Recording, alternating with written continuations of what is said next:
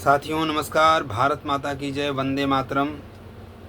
वैश्विक परिप्रेक्ष्य में आज के समय में बहुध्रुवीय दुनिया की धुरी भारत ऐसा प्रतीत होता है।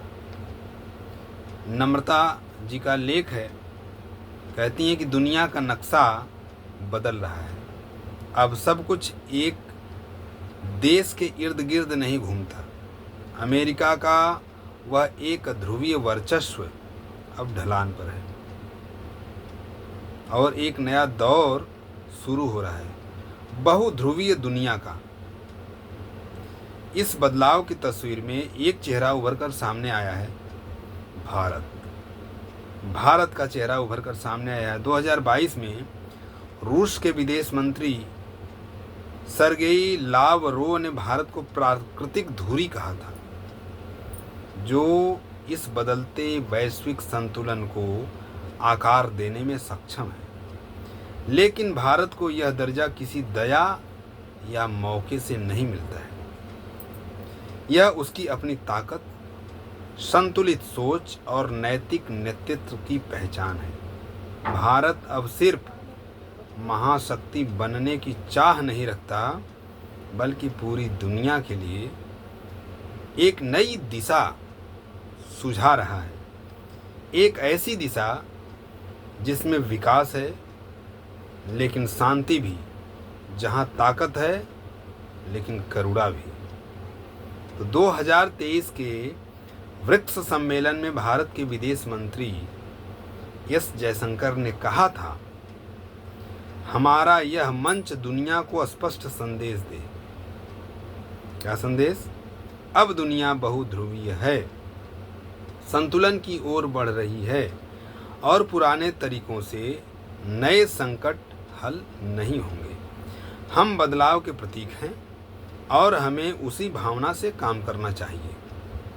ये शब्द केवल कूटनीतिक बयान नहीं हैं, ये भारत की उस वैचारिक जड़ से आते हैं जहाँ से पूरी दुनिया को एक परिवार के रूप में माना जाता है, अर्थात वसुधैव कुटुंबकम। यह सोच आज केवल आदर्श नहीं, बल्कि भारत की अंतर्राष्ट्रीय रणनीति का आधार बन चुकी है। रूस यूक्रेन युद्ध के दौरान जब पश्चिमी देश भारत से उम्मीद कर रहे थे कि वह रूस की आलोचना करें, तब भारत ने सीधी आलोचना की जगह बातचीत, मध्यस्थता और मानवीय सहायता का रास्ता चुना। भारत ने न किसी का अंध समर्थन किया, न ही दबाव में आकर अपनी नीति बदली। उसने हर कदम राष्ट्रीय हित, वैश्विक शांति और नैतिक दायित्व तीनों का संतुलन रखने का प्रयास किया है। यही आज के भारत की असली पहचान है। 2023 में भारत ने G20 की अध्यक्षता की, दुनिया के सबसे ताकतवर देशों के बीच संवाद को सेतु बनाया।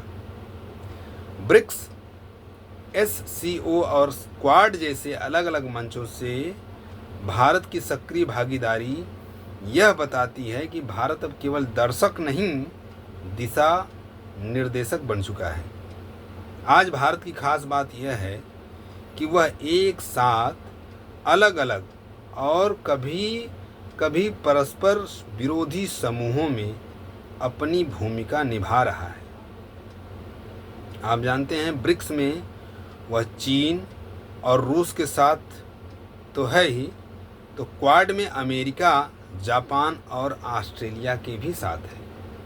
यह कोई साधारण संतुलन नहीं है, ऐसा नहीं समझा जा सकता।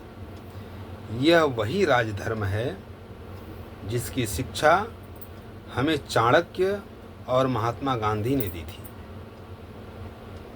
जयशंकर इसे कहते हैं, हमें एक साथ कई गेंदें हवा में संभालनी आती है। आज के दिन में भारत दुनिया की चौथी सबसे बड़ी अर्थव्यवस्था है और 2030 तक तीसरे स्थान पर पहुंचने का अनुमान भी है। लेकिन भारत केवल जीडीपी की दौड़ में नहीं है। भारत आज एक ऐसा उदाहरण बन रहा है जहां करोड़ों युवा डिजिटल दुनिया से जुड़कर नवाचार कर रहे हैं, जहां लोकतंत्र की जड़ें मजबूत हैं और जहां विकास को केवल शहरों तक नहीं, गांव तक पहुंचाने का प्रयास हो रहा है। भारत की शक्ति उसकी सेना या हथियार नहीं, बल्कि उसकी सोच, उसकी संस्कृति और उसकी सहनशीलता है। बहुध्रुवीय दुनिया की सबसे बड़ी खूबी यह है कि कोई एक देश सब पर हावी नहीं होता, लेकिन यही इसकी सबसे बड़ी चुनौती भी है, क्योंकि जब ताकत कई हिस्सों में बटी हो तो अविश्वास, टकराव और अस्थिरता भी बढ़ जाती है। भारत को इस अस्थिर माहौल में शांति का वाहक बनना ही होगा, विकल्प नहीं है। न किसी ध्रुव पर पूरी तरह झुकना है और न ही तटस्थता के नाम पर खामोश रहना है। भारत को हर बार वह राह चुननी होगी जो दीर्घकालिक हो, लंबे दिनों तक चले और शांति और न्याय की ओर लेकर जाए। जैसे बुद्ध ने सिखाया, जैसे गांधी ने जिया। आज जब तीसरे विश्व युद्ध की अटकलें लगाई जाती हैं, जब हथियारों की दौड़ तेज हो जाती है और जब संवाद की जगह सिर्फ धमकियां दी जाती हैं, तब दुनिया एक शांत, विवेकी और दार्शनिक नेतृत्व की तलाश कर रही होती है। भारत इस खोज का सबसे स्वाभाविक उत्तर है।